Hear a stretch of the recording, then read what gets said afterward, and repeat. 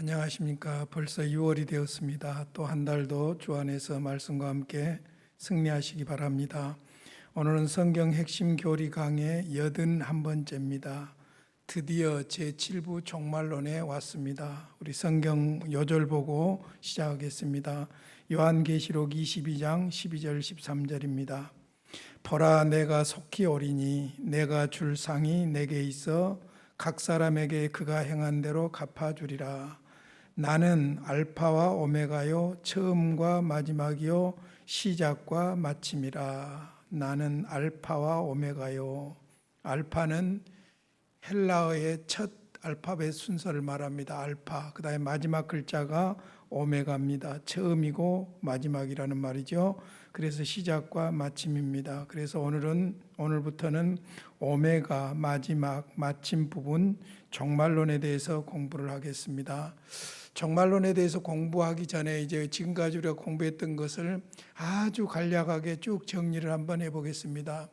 서론, 신론, 인간론, 기독론, 구원론, 교회론, 종말론 이렇게 오는데 조직신학은 아주 논리적인 겁니다. 우리의 이성의 이해를 돕도록 하기 위해서 아주 논리적으로 가르치고 있기 때문에 순서를 논리적으로 생각하셔야 돼요.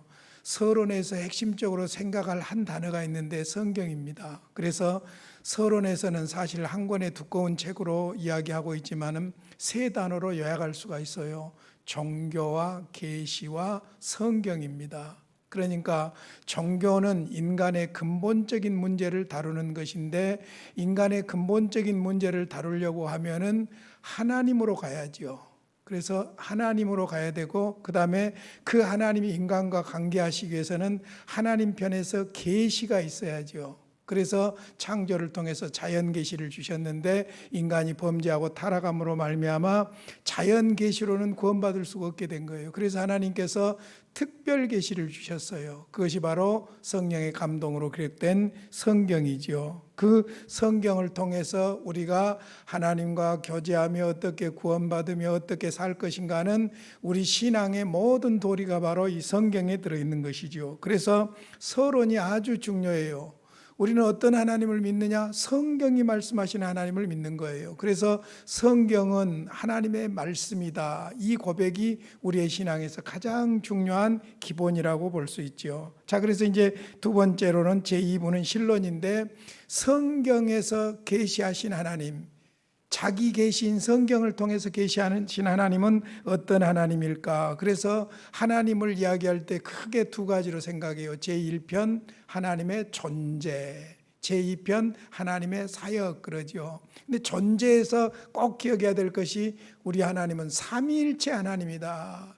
흉내낼 수 없는 하나님, 셋인데 하나인데 셋, 신비한 삼위일체 하나님, 바로 성경을 우리에게 계시로 주신, 성경에서 자기를 계시하신 하나님이 바로 그 하나님이다. 그 다음에 사역은 뭐 두말할 것 없죠. 하나님이 계시다면 분명히 설계를 하셨을 것이고, 설계한 대로 창조하셨을 것이고, 창조하고 끝나는 것이 아니라 섭리하셨을 것이다. 그래서 작정과 창조와 섭리, 그렇게 나눌 수가 있죠. 자, 그러면 하나님이 우리 인간을 하나님의 형상대로 만들어서 인간과 교제하기를 원하셨죠. 그러니까 신론 다음에는 당연히 인간론이 되겠죠. 인간론은 세 가지로 구분하면 돼요. 원시상태 인간, 최초에 창조된 아담이죠. 그 다음에 아담이 범죄하고 타락함으로 말미암아 타락한 인간, 범죄 아래 있는 인간. 그런데 하나님께서 그대로 버려두지 않고 독생자를 보내셔서 우리를 구원하심으로 하나님의 은혜로 구원해 주셨죠. 그래서 은혜 아래 있는 인간. 그래서 창조, 타락, 재창조, 창조, 타락, 구원, 이렇게 인간론은 연결할 수가 있습니다. 당연히 죄인된 인간을 구원하시기 위해서 그리스도께서 오셨기 때문에 네 번째로는 기독론으로 넘어가지요. 기독론, 그리스도론.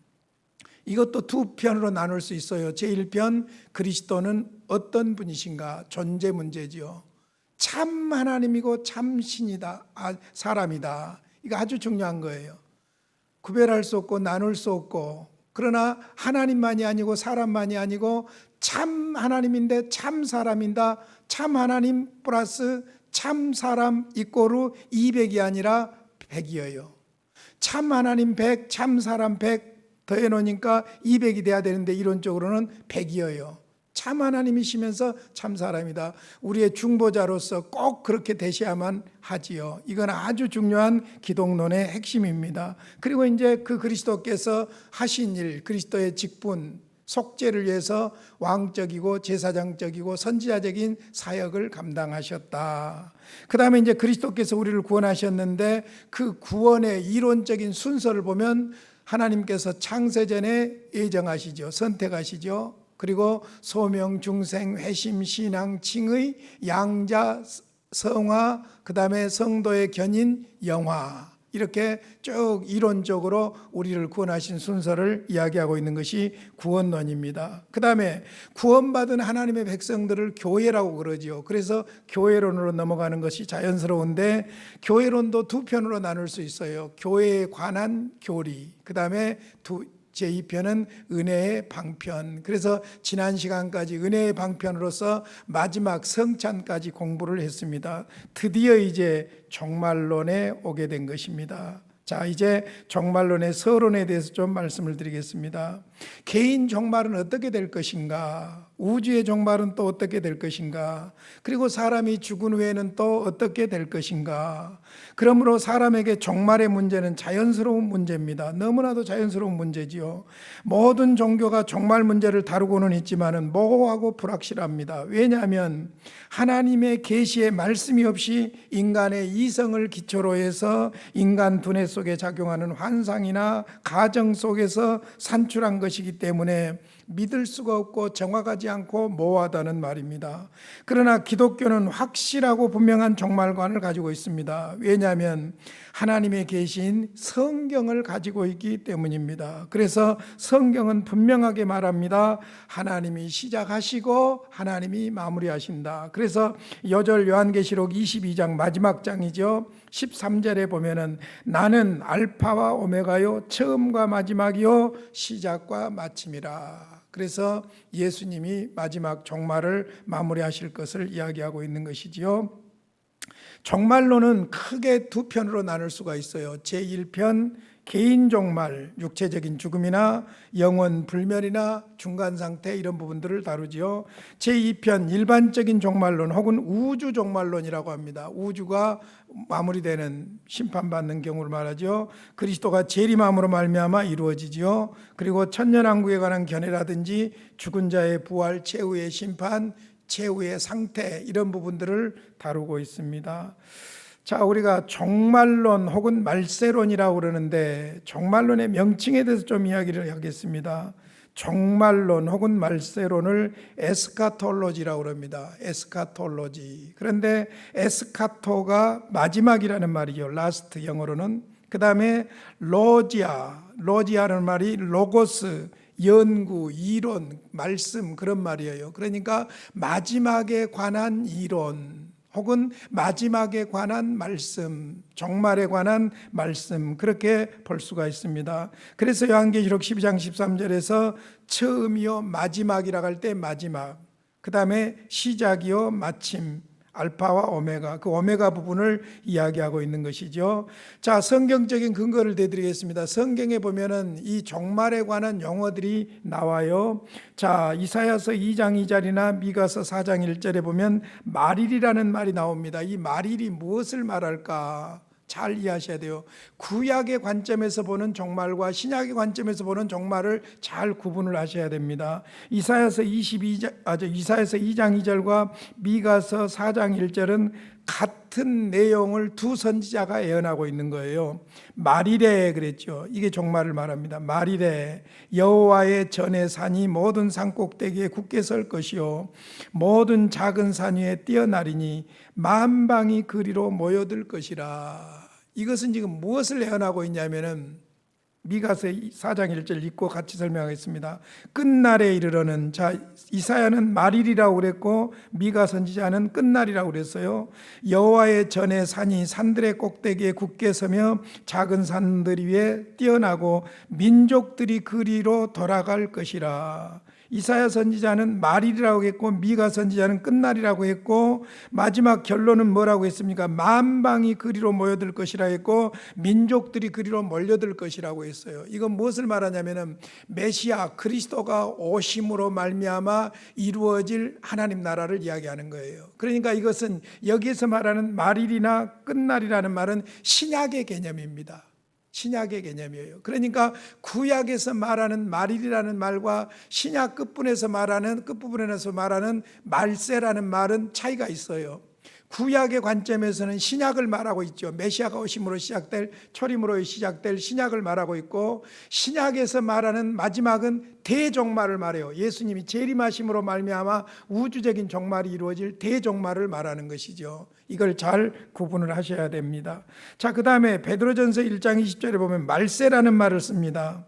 그는 창세전부터 미리 알림 바 되신이나, 예수 그리스도를 말하죠. 이 말세에 너희를 위하여 나타나신 바 되었으니, 이 말세는 어느 때를 말합니까?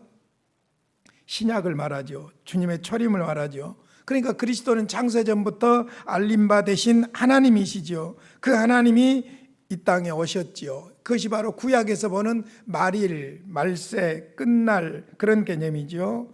그 다음에 요한일서 2장 18절에 보면 마지막 때라고 그랬어요.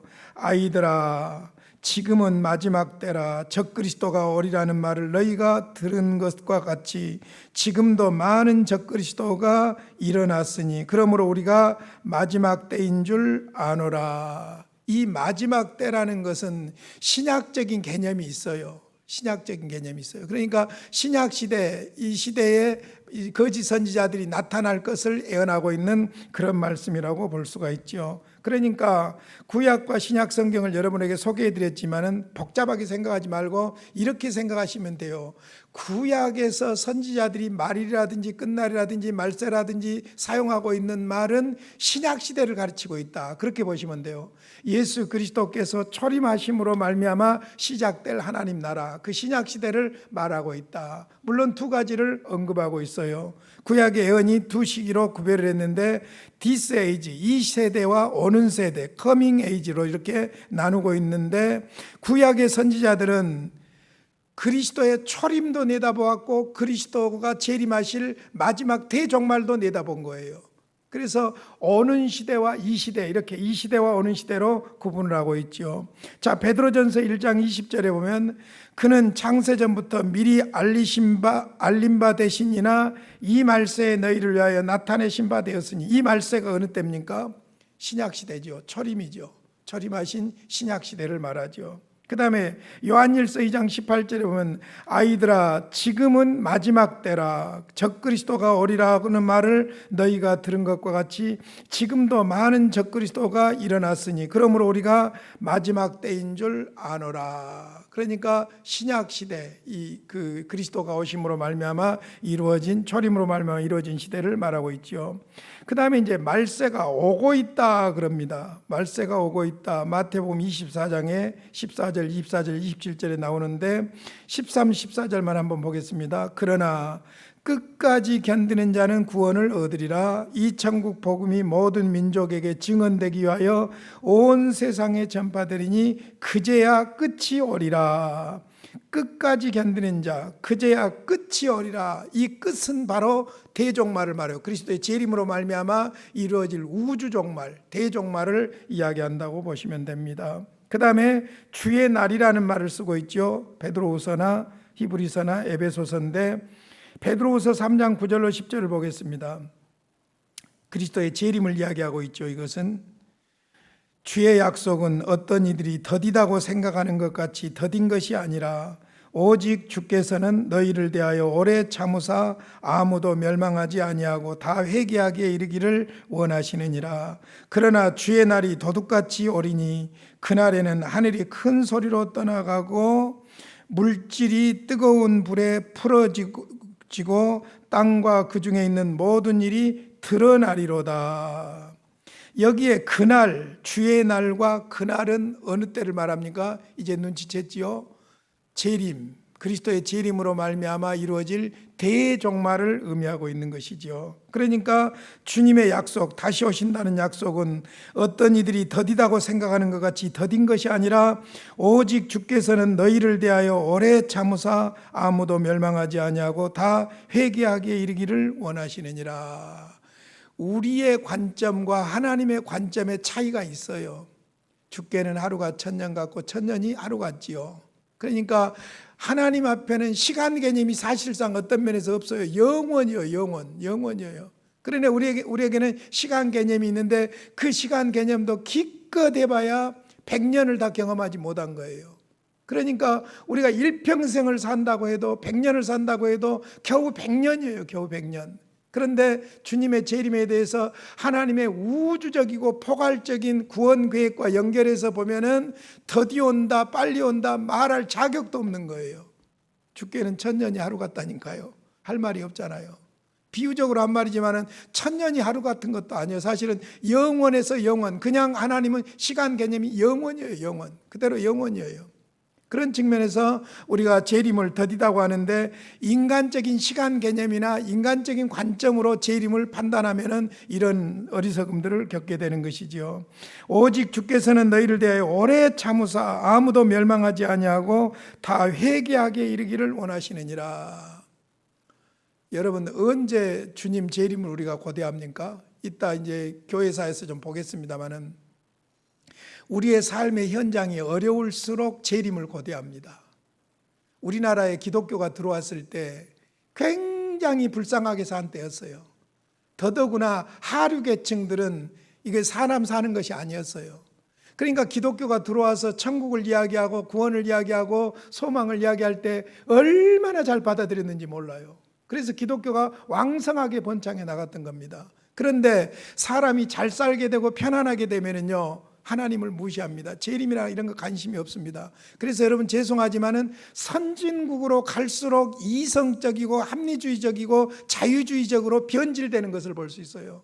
우리나라가 지금 다원주의라든지 종교 다원주의라든지 이런 것들에 골머리를 앓고 있는데 왜 그러냐면 이게 선진국 병이에요. 이미 3, 40년 전에 미국 같은 데서는 왔던 병이 아니 5, 60년 전에 왔던 병이에요. 아니 100여 년 전에 왔던 병이에요. 우리가 그 길을 지금 가고 있는 것이죠. 우리 개인 역사를 봐도 그래요. 저는 어렸을 때 아주 힘들었어요. 힘들게 살았어요. 그래서 어쩌면은 그 돌파구로 내가 교회를 다녔는지도 몰라요.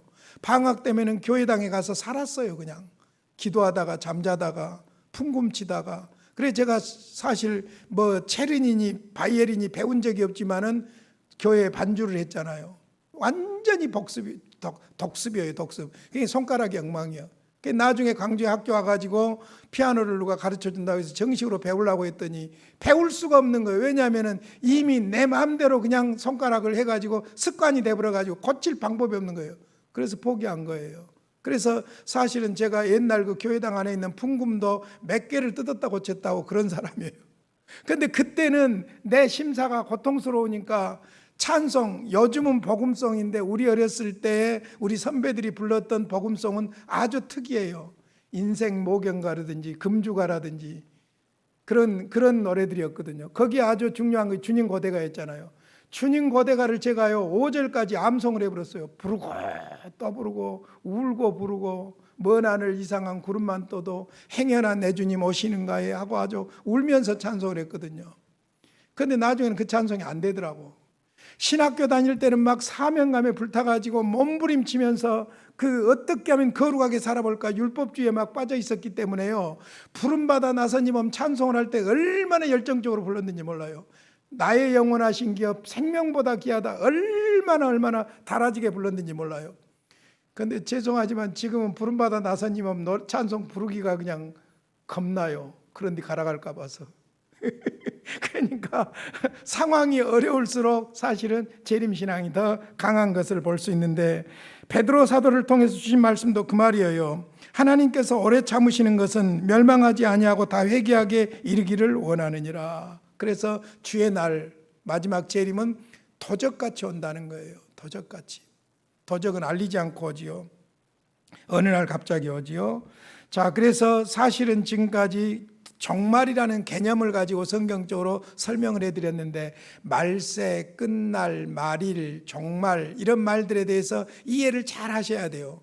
구약의 관점에서는 신약의 예수님의 초림과 재림을 내다보고 있다는 것을 생각하셔야 되고, 신약의 관점에서 종말이라고 할 때는 그냥 신약 시대라는 종말이라고 할 수도 있고, 재림하심으로 말미암아 마무리될 대종말을 의미할 수도 있어요. 그러니까 종말, 말세와 대종말을 구분을 잘 하시면 성경을 이해하는 데 도움이 되고, 자칫 잘못해서 이 말세나 종말이라는 용어를 구약적인 개념과 신약적인 개념으로 잘못 이해를 하게 되면 성경 해석을 잘못하게 되는 거예요. 그래서 이 부분을 잘 정리할 수 있기를 바랍니다. 자, 그렇다면 이제 교회사에 나타난 종말론들을 한번 공부해 보도록 하겠습니다. 초대교회사입니다. 1세기에서 3세기를 초대교회라고 그러죠. 이 시기에는 특징이 뭐냐면 기독교가 심한 박해 속에 있었어요. 예수 믿는 것은 곧 죽음하고 직결되는 일이었어요. 죽느냐 사느냐의 문제였어요. 정말로 오늘은 이곳 내일은 저곳으로 방황하면서 신앙생활했어요. 정치 없었어요. 기득권이 없었어요. 무엇을 주장할 수가 없었어요. 그냥 예배를 드려도 당당하게 예배 드릴 수가 없었어요. 숨어서 예배를 드렸어요. 초대교회는 심지어 예배 시간 강구하고 나오라고 강조하고 그럴 여유가 없는 거예요. 예배 시간 강구 안 했는데도 이상하게 시간이 되면 그 장소에 모여드는 거예요. 쪽지로라든지 비밀리에 다 연결이 돼서 그렇게 했기 때문이죠. 그러니까 이 초대교회의 핵심은 무엇이냐? 핍박받은 때였다. 여러분, 재밌는 것은 역사를 공부해 보면 아시겠지만은 핍박받을 때의 교회는 전성기였어요. 무너진 것 같았지만 사실은 질적으로 전성기였어요. 그래서 초대교회 성도들은 영원, 불멸, 부활, 재림, 심판, 천년왕국의 교리를 믿었습니다. 특별히 그 중에서도 천년왕국 교리는 천천연설을 믿었던 것을 볼 수 있습니다. 두 번째, 이제 4세기에서 5세기입니다. 이때가 사실은 기독교가 변질되기 시작하는 때예요. 기독교가 변질되기 시작하고 이때 이단들이 득세하기 시작합니다. 자, 왜 변질되었느냐? 잘 아시는 대로 주 313년에 콘스탄틴 대제가 기독교를 로마의 국교로 공인을 하게 됩니다. 당연히 박해는 종식이 되지요. 당연히 나이롱 신자들이 많이 들어오게 된 거예요.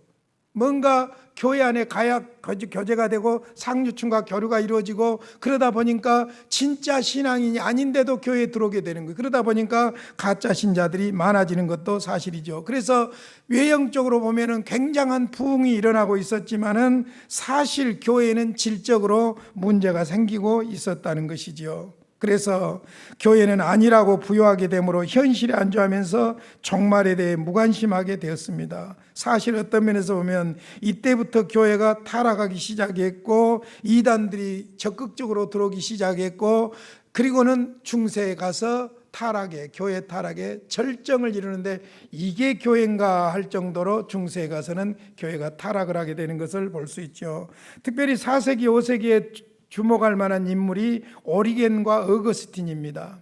오리겐은 알렉산드리아의 감독이었는데 성경의 4가지 해석 방법을 취했어요. 철학자 필로의 방법을 모방한 것입니다. 문자적 해석, 역사적 해석, 영적 해석, 풍유적 해석. 여기서 이제 문제가 뭐냐면 풍유적 해석이에요. 소위 우리가 말하는 알레고리카라는 해석이라고 그러죠. 알레고리라고 그러죠. 풍유적 해석. 여기에 이제 재미를 붙인 것이지요. 그래서 문제가 좀 있었습니다. 물론 우리가 성경을 해석할 때 문자적 해석해야 돼요. 가장 중요한 거예요. 문자적, 문법적, 역사적, 신학적 해석을 해야 되는 것이죠. 그리고는 영적인 해석도 필요한 것이죠. 그러나 풍유적 해석이 주가 돼버리면 문제가 있는 거예요. 알레고리카는. 예를 들어서 선한 사마리아 사람 이야기를 할 때 약은 구약과 신약을 말하고, 그 다음에 주막집은 교회를 말하고, 이런 식으로 과도하게 풍유적으로 해석하는 것은 옳지 않는 것이죠. 그러나 어떤 의미들은 상징적인 해석들도 있는 것이고, 그리고 반드시 그 해석에는 영적인 해석이 따르기 때문에 이런 부분들은 무시할 수가 없으나, 소위 풍유적 방법으로 치우침으로 말미암아 청년왕국을 해석해서 곡해하게 된 빌미를 제공하게 된 것이죠. 그 다음에 이제 어거스틴은 이 시대에 아주 걸출한 인물이죠. 어거스틴에 대해서는 여러분들이 잘 아니까 두말할 것 없겠지만은, 어거스틴이 방탕의 극을 가다가 완전히 변화된, 극적으로 변화된 성자라고 볼 수 있죠. 대단한 신앙의 걸출한 인물이에요. 그래서 사실은 어거스틴은 로마 캐토릭과 개혁교회가 갈라지기 전후로 연결해서 사실 어거스틴의 신학은요, 로마 카톨릭에서도 받아들이고 개혁교회에서도 받아들이는 중요한 신학이라고 볼 수가 있을 만큼 어거스틴은 대단한 인물이었어요. 그러나 천년왕국을 잘못 해석했다는 것이죠. 계시록 20장에 나와 있는 부활에 대해서 첫째 부활을 영적 부활로, 다른 하나는 육적 부활로 보고 천년왕국은 주 950년에 끝날 것으로 추측을 합니다. 그래서 사실 반천년왕국설이 교회에 들어오게 됩니다. 여러분, 우리가 역사에 나타난 신학자들은 대단한 공로들이 있지만 그것이 완벽한 것은 아니에요. 예를 들어서 우리는 칼빈주의, 장독일은 칼빈주의잖아요. 그런데 칼빈이 성경 해석에 있어서 가장 성경적으로 해석했다는 점에서 우리가 존경하는 거예요. 그러나 칼빈이라고 인간적으로 실수가 없는 거 아니에요. 그러니까 어떤 면에서 보면은요, 지금 우리는 칼빈 때보다 더 발전된, 밝혀진 성경을 이해하는 시대에 살고 있다고 보시면 돼요.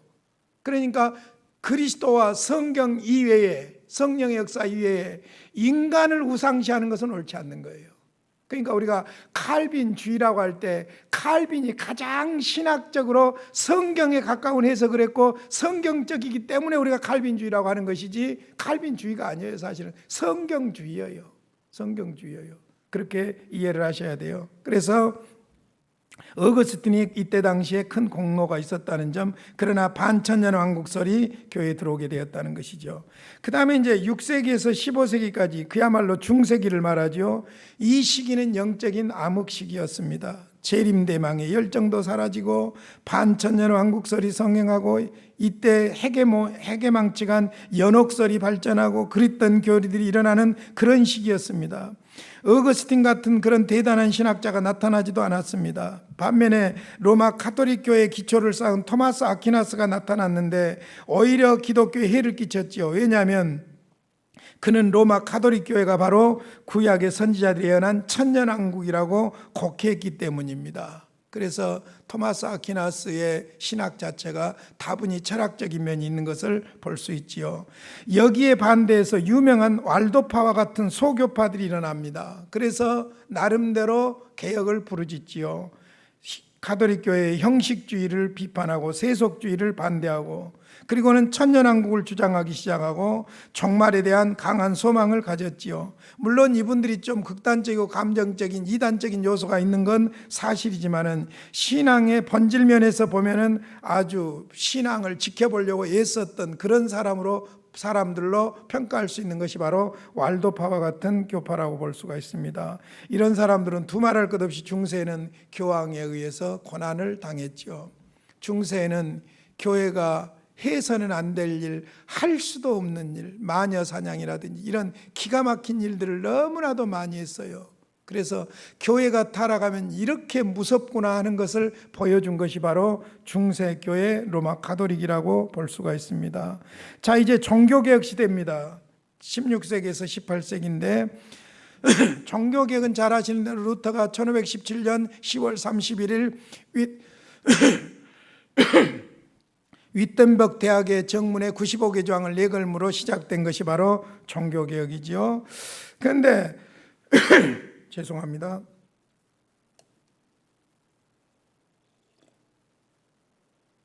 종교개혁 시대에는 로마 가톨릭이 연옥교리라든지 이런 것들을 들고 나와서 면죄부를 판매하고 소위 행위구원에 치우친 면이 있었기 때문에 루터를 중심으로 해서 그것이 아니라고 부르짖었기 때문에 구원 문제에 대한 투쟁이 심했어요. 구원 문제.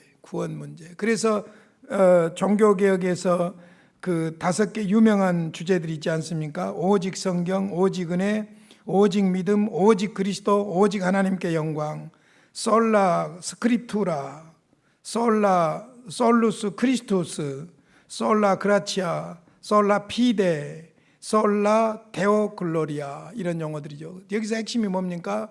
오직 은혜, 오직 믿음, 오직 성경, 이게 핵심이죠. 성경으로 돌아가자는 거예요. 기독교인데 성경하고 멀어져 버린 거예요. 로마 중세 가톨릭 교회가. 그것이 바로 결정적인 문제였지요. 그러다 보니까 사실은 종말론에 대해서는 디테일하게 다루지를 못했다는 거예요. 종말론에 대해서. 왜냐하면 구원 문제에 함몰되고 있었어요. 그래서 칼빈 같은 사람도 유명한 기독교 강요에서 총 80장 중에서 단 한 장에서만 종말론을 언급하는데, 그것도 1장 12부 중에서 일부에서만 미래에 대하여, 종말에 대해서 언급하고 있다는 것이지요. 특별히 이 시대에 나타난 극단적인 신비주의가 바로 제세례파입니다. 그래서 이 사람들은 루터나 칼빈을 반대했지요. 그들은 천년왕국을 믿되 물질적인 천년왕국을 믿었을 뿐 그리스도의 천년왕국을 불신했습니다. 그래서 루터와 칼빈이 이런 극단적인 천년왕국설을 배격했지요. 당시 종말론에 대해서 사실상 연구되지 못했고, 방금 전에 말씀드린 대로 칼빈도 그의 기독교 강요 일부에서만 종말론과 천년왕국에 관하여 언급하고 그쳤으나, 오리겐의 풍유적 해석이라든지 어거스틴의 해석법을 배격하고 그런 면에서 간접적으로 큰 공헌을 했다, 그렇게 볼 수 있습니다. 그리고 이제 17세기에 경건주의가 일어납니다. 두말할 것 없죠. 경건주의는 미래 소망 천국을 이야기할 수밖에 없는 것이죠. 자, 그 다음에 이제 근대 교회사입니다. 19세기에서 20세기까지. 이때는 이렇게 생각하시면 돼요. 하나님이 아니라 인간, 그 다음에 성령이 아니라 이성, 논리, 합리주의, 철학, 이런 쪽으로 이때는 이해를 하시면 정리가 잘 됩니다. 근대에 이르러 합리주의가 나타나서 종말론을 언급하지만 아주 모호한 의미로 말하고 있고, 자유주의 신학에서는 예수님의 종말론적 교훈을 전적으로 무시하고 하나님은 공산주의를 통해서 왕국을 성취하실 것이라고까지 주장을 합니다. 그러니까 20세기에 소위 극단적인 진보주의자들, 자유주의 신학자들, 이들에 의해서 소위 사회주의, 공산주의, 골고루 잘 살게 한다는 이런 이념에 빠져들어가죠. 그래서 여러분 죄송하지만 한때 20세기에 공산주의가 막 온 세계 지도를 빨간불을 들일 때에 어떤 사람들이 빠져들었냐면 소위 말하는 식자층이 빠져들었던 거예요. 우리나라에서도 보세요, 여러분. 평양에 서구 문물이 먼저 들어왔지 않습니까? 그래서 사실 평양에 지식인층들이 많았는데 평양이 공산화가 돼버린 거예요. 어떤 면에서 보면. 그러니까 지식층들이 그 모순과 부조리한 세상을 뒤집어엎고 모두가 잘 사는 세상을 만든다는 사회주의, 공산주의 이론에 빠져든 거예요. 그래서 사실 기독교 사회주의가 나온 겁니다. 기독교 사회주의. 말은 기독교인데 사회주의하고 같이 합해진 거예요. 여러분, 성경은 하나님 중심이지 민주주의도 아니고 공산주의도 아니에요. 사회주의도 아니에요, 여러분. 민주주의가 성경에 가깝다는 것이지 민주주의가 전부도 아니에요. 어떤 면에서는 공산주의는 성경하고 너무나도 먼 것이라는 것이기 때문에 우리가 받아들일 수 없는 것인데도 기독교 사회주의적인 측면에서 마치 공산주의의 사회에 대한 답이 있는 것처럼 종말론을 빠져들어갔던 것을 볼 수 있지요. 그래서 이때 당시에는 종말론 혹은 말세론이라는 이름 자체도 무가치하게 만들었지요. 그래서 좀 무식한 사람들이나 종말론을 이야기하는 것처럼 그렇게 분위기를 만들었습니다. 그러나 오늘에 와서는 종말론에 새로운 관심을 가지게 되었고 다니엘서라든지 요한계시록 연구에 주력하기 때문에 다시 한번 세계 종말에 눈을 크게 뜨고 있습니다. 그럼에도 불구하고 현재는 다원주의, 다신론 이런 것들에 의해서 종말론은 공격을 받고 있는 것을 볼 수 있지요. 자, 종말론의 내용에 대해서는 서론에서 잠깐 말씀을 드렸습니다만은 이 내용의 핵심을 좀 아는 것이 필요하니까 마지막으로 정리를 해드리겠습니다. 종말론이라는 명칭은 세계와 인류의 역사가 마침내 그 종말에 도달하리라는 사실에 주목합니다. 알파와 오메가, 처음과 마지막, 시작과 마침. 이것은 무한무궁한 과정이 아니라 하나님이 정하신 종말을 향하여 진행하는 진정한 역사를 말한다. 소위 구속사적 역사관. 기독교 역사는 창조, 타락, 재창조. 하나님이 그렇게 섭리해 가고 계신다는 것이죠. 그래서 불교와 같은 이런 종교는 원 역사라고 볼 수 있죠. 원으로 둥근 원의 역사. 돌고 도는 거예요. 이 세상에서 선하게 살고 착한 일 많이 하고 저 세상에서 좋은 사람으로 태어나고 저 세상에서 어떻게 살았느냐에 따라서 이 세상에 또 무엇으로 태어나고 그런 거예요. 잘못하면 2로 태어날 수도 있고 8위로 태어날 수도 있고 돌고 도는 거예요. 그런데 기독교는 그런 동그란 원사상이 아니라 직선사관이에요. 하나님이 시작하십니다. 하나님이 진행하십니다. 하나님이 마무리하십니다. 그러니까 이 땅에서의 역사가 항구적이지 않다는 것이죠. 하나님의 구속사는 마지막에 영원한 하나님 나라로 마무리되지만은 이 땅의 역사는 원처럼 돌고 도는 역사가 아니라는 거예요. 하나님이 창조하시고 계획하신 대로 창조하시고 하나님이 섭리하시고 하나님이 마지막 마무리, 오메가 마지막 마침을 한다는 것이지요. 이것이 바로 기독교적 역사관입니다. 성경에 의하면 종말은 굉장한 위기로 올 것입니다. 아까 베드로후서에서 본 것처럼 그때 막 불이 타게 되고 위기가 온다는 것을 이야기하고 있죠. 그 위기와 관련된 사실과 사건들이 종말론의 내용을 구성하고 있습니다. 그 종말론은 개인 종말론과 일반 종말론 혹은 우주 종말론으로 나눠집니다. 마지막 대종말이 위기로 온다는 것 때문에 희한한 종말론들이 많이 나오는 거예요. 소위 무천년, 전천년, 후천년설이 있는데 우리는 전천년설을 믿는데 무천년설도 받아들입니다. 그런데 세대주의적 전천년설은 받아들이지 않습니다. 세대주의 전천년이라는 것은 성경을 구원받은 그 방법이 시대마다 다르다고 7세대로 나누는 세대주의적 관점에서 종말을 이야기하고 있기 때문이에요. 그래서 극단적인 종말론에 빠진 사람들은 전부 현실을 왜곡시키는 거예요. 그래서 이단이라든지 아니면은 종교를 이용해서 자기의 무엇을 얻으려고 하는 자들이라든지 이런 사람들은 극단적인 종말론이에요. 여러분 재밌잖아요. 종말론 주장하는 극단적인 종말론 주장하는 이단의 교주들이 무엇을 그렇게 추구합니까? 여러분 잘 보세요. 물질을 추구해요. 물질을. 종말이 왔으니까 바치라는 거예요. 종말이 왔으니까 다 버리라는 거예요. 그렇게 말하고 자기들은 어쩝니까? 쌓고 있는 거예요. 통일교가 그랬죠. 신천지가 그랬죠. 다 그랬어요. 여러분 정명석이가 그랬죠. 희한한 이야기예요. 그러니까 상식적으로만 생각해도 이단의 극단적인 종말을 주장하는 이단에 빠질 수가 없는데 이게 영적인 문제이기 때문에 영적으로 어두워지면 다 받아들여지는 거예요.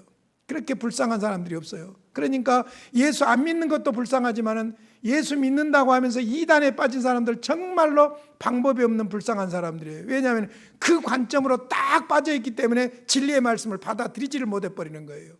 그 영적인 문제죠. 이런 면에서 보통 문제가 아니죠. 그래서 우리는 종말을 이야기하되 성경적인 종말을 이야기해야지 극단적인 종말, 신비주의적이고 극단적이고 이단적인 이런 종말을 이야기해서는 안 될 것입니다. 그래서 종말론은 그 내용 자체가 크게 두 가지. 개인 종말론, 우리가 죽고 죽음 이후에 어떻게 될 것인가.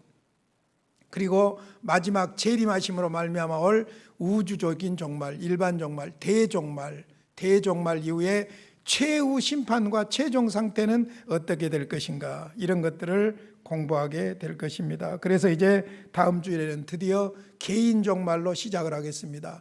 개인 종말 그러면 딱 생각되는 것이 뭡니까? 죽음. 그래 다음 주에는 죽음 문제를 생각해 보도록 하겠습니다. 고마우신 아버지, 은혜와 사랑을 감사합니다. 딱딱하고 또 힘들지만 성경 전체를 아우르는 성경 핵심 교리를 이론적으로, 조직적으로, 체계적으로 공부할 수 있는 여유와 시간을 주시니 감사합니다. 세상이 악합니다. 가짜 뉴스가 판을 치듯이 이단들이 득세하고 있습니다. 주여, 우리가 하나님의 말씀 기초 위에 뿌리를 깊이 내리게 하셔서 시냇가에 심은 나무와 같이 그리스도인다운 열매를 맺는 삶이 되게 하여 주시옵소서. 인생을 억울하게 허비하지 않게 하여 주시옵시고 말씀 위에 굳게 서서 승리하게 하여 주시옵소서. 예수님의 이름으로 기도하옵나이다. 아멘.